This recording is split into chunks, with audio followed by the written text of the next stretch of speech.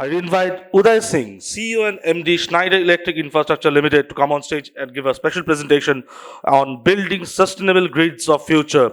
And this presentation will be followed by the keynote address by APAC Singh, Member Hydro and CISO, Minister of Power, Central Electricity Authority. So huge round of applause for Mr. Udai Singh. First of all, thank you so much, APAC News Network, for giving this opportunity to me. Is it okay? And I thank you also to all the esteemed speakers which we heard from, and Rajnath ji, who talked about what's going to happen in future. Then a very impressive thing by really impressive. The way Gujarat has been shaping up, and you are coming as number in this space. So what I'll do, and I know the time is a check.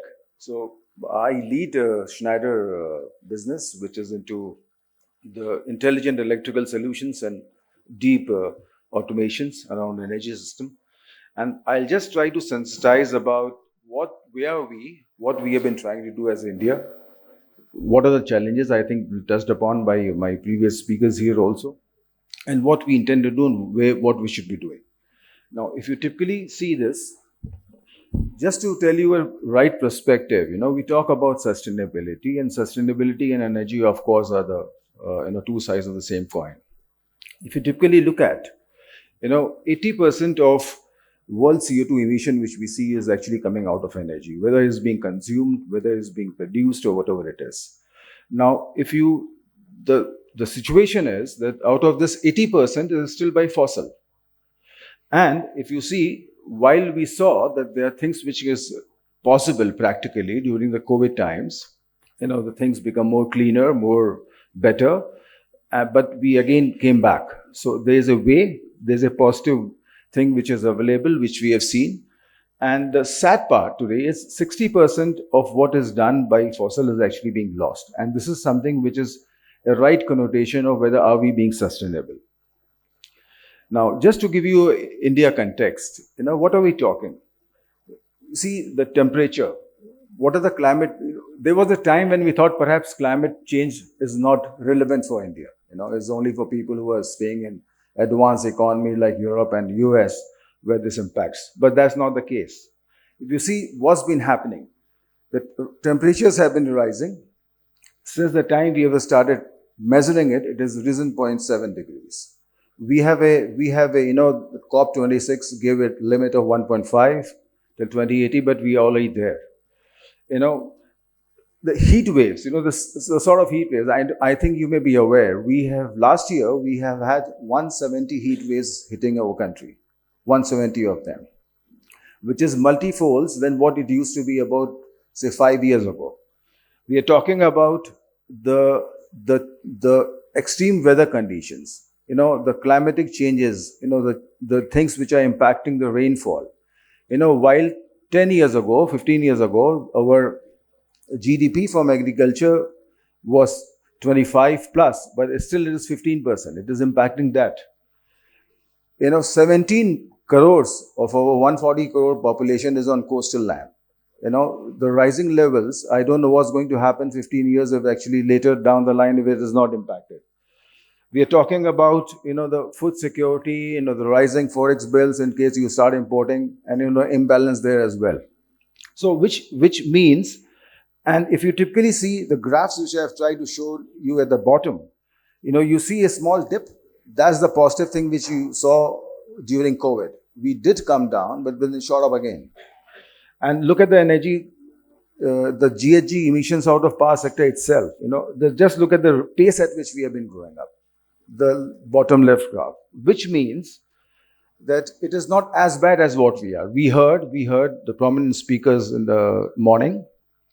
India is on the right track. We are on the right track. We have been trying to do, as we just heard, 500 getting moved to 1600 sometime later. We are talking about cutting our emissions by 1/4. It exists as 4. It's going to be 1. We are talking about, Honorable Prime Minister has decided and declared that this 2070 is the time for net zero for India as a whole. We're talking about RDSS, and there were times, not many years ago, when it was 20 plus, which has come down to less than 15. But, Can we be Indonesia, which is 8? We're talking about something which is soon is going to get legalized. It is the green credit program, and there are multiple things which India is perhaps driving globally first time. And when we see, because we are part of a global setup, when we see India is on the right track, it only needs the impetus and a push and a support from all the ecosystem. We are talking about, he just spoke about something which is going to, Parag spoke about this, 1 crore thing we're getting announced. But is this enough? We know we actually are moving to 1.4 kilowatt hour per capita consumption.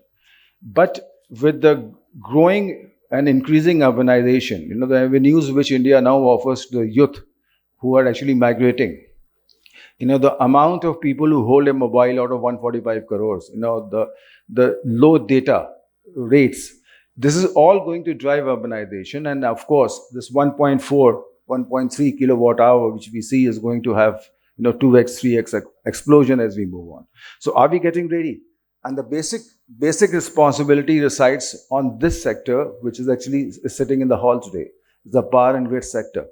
Now, we need to enable, and what are the things which we should be driving on for future? We should be enabling access to power. We need to electrify more and more things, come out of fossil, move more and more on this. As I think Maheshji just mentioned about empowering prosumers. I mean, those are the people, those are the new entities we have not heard. They're just emerging, ballooning. Are we okay to do that? And then we speak about the infrastructure resilience. Is it strong enough to bounce back when required? Today, unfortunately, it is not to the levels which we expect it to be. And then increasing energy efficiencies, and of course, the last is something whether are we in an entire scheme of production, manufacturing, supply, and usage, are we really sensitive about the greenness? Are we optimizing that? Do we have something which is green premium or something like that? Those are the things which actually have to be insensitized. It has to be ingrained so that we actually lead to where we want to be. Now, how do we do? I mean, we heard in the mornings, it makes me very bullish about it. But what are the things which actually we need to do going forward?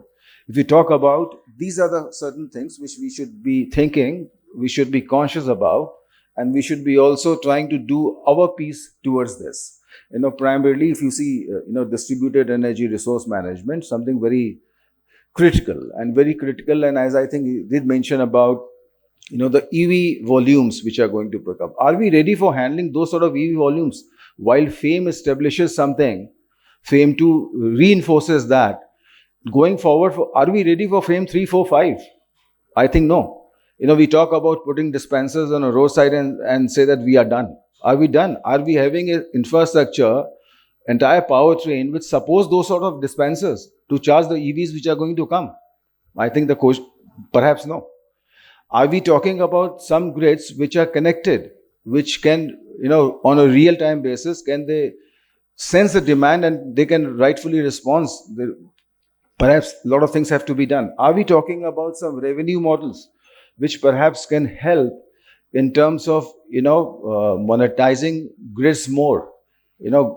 Grid is investing, the state is investing, country is investing, but are we trying to evolve some models which may perhaps help them to, recover these capex investments? For example, like data we talk about. So can the data, whatever data we have, which is actually residing with the states, can this be leveraged to other companies for B2C consumption? We have multiple examples in the past around the world where the data with consent of users can be shared and they can monetize it. We have not been thinking on those lines at all.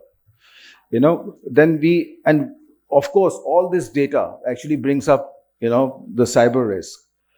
We are globally one of the best rated growing economies. And of course, we are in cynosure of all the economies around. And which actually attracts all these of things which might happen. We know I don't want to talk about few things which are happening around the prior countries, with whom we share our borders.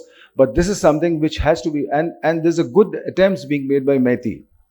The guidelines being issued, the growth of data centers, the confines in which they have to operate is all good work. But is this adequate enough? I think that has to get pursued. And last, I think Maheshji just mentioned about it also. The new things which are going to come up, the rooftop solar, something which we all know, the vertical winds, the hydro pumps, these are the future. 5 years down the line, these are the animals which we have to all face and get integrated with. Are we getting ready? Or are we just talking about what we spoke in 2015 or 2020?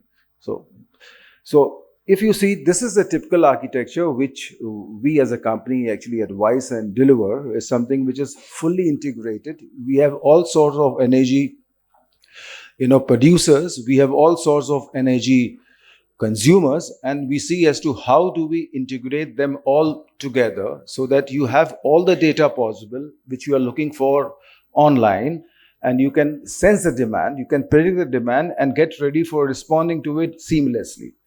And this is what we need to do besides increasing the volume which presently exists. So if you typically see, those three pies, which is towards the end, that's the success mantra. There's a success mantra for a resilient grid which we as India and as Indians are looking up to, and which will happen for sure under the power of the hall which is here and the people who are listening. I am sure we are towards this. Now, very frankly, and I know I am conscious about time, I don't want the bell to get ringing upon me. So, if you talk about any industry, these are the three basic fundamentals for driving sustainability. One is, how do you strategize, how you digitalize, and how do you decarbonize? Essentially, when I speak about strategizing, I'm talking about four fundamental things. I'm talking about, everyone seems to be speaking about, oh, I need to do something on sustainability. The basic fundamental is that what is the baseline? He mentioned about 2020 was the baseline. So we need to measure the baseline. We need to create a roadmap. We need to also structure a program and also tell those people who will drive that. There's a lot many times I have seen in industry, it just lies at apex level, doesn't percolate down. This is one. And the very important element is the digitalization, which we need to do, because that's the key of all this, whatever delivering roadmap, because it is not only required to measure it accurately, it also is very important for course correcting in case you're going wrong. So then, and the last, of course, is the electrification, reduction and replacement and engaging the full value chain. Today we are talking about things, you talk about, and you don't get it done to the last mile where from your sourcing, then it is of no use. And the company in which I represent actually has solutions all across. We have been trying to do, and it's not only Schneider who does it. There are a lot of peers of me in the industry actually are doing it. Is how much you embrace, how much you appreciate, and what appetite the industry has to actually get this installed and going. Just the last slide, because this is what Schneider is. This is what we have been trying to do around. Sustainability stays around the core. 25, we have actually taken some internal targets. We are talking about cutting emission to half of whatever top 1,000 suppliers globally are. We are trying to reduce 800 metric tons of emissions to all our customers. We are trying to forcing and making people appreciate and embrace sustainable actions by the employees. Our revenues are going to be 80% in 2025 out of this. And we are working on making energy access to at least about 50 million people around. And we are being appreciated for the work which is being done, which is not happening just because we want to do, is happening because they are like-minded people like you on the other side who are actually appreciating and agreeing to this. So with this, I come to an end. I think I was within the time limits of 10 minutes. Thank you so much. Taking cue from what Udai has said, I think if I take a crux of what he has said, what he has presented for last 10 minutes, I think it's all about building a sustainable future with next-gen connected ecosystem in which strategy, digitization and cyber security has to be given importance. Thank you so much, Udai Singh, CEO and MD of Schneider Electric Infrastructure Limited.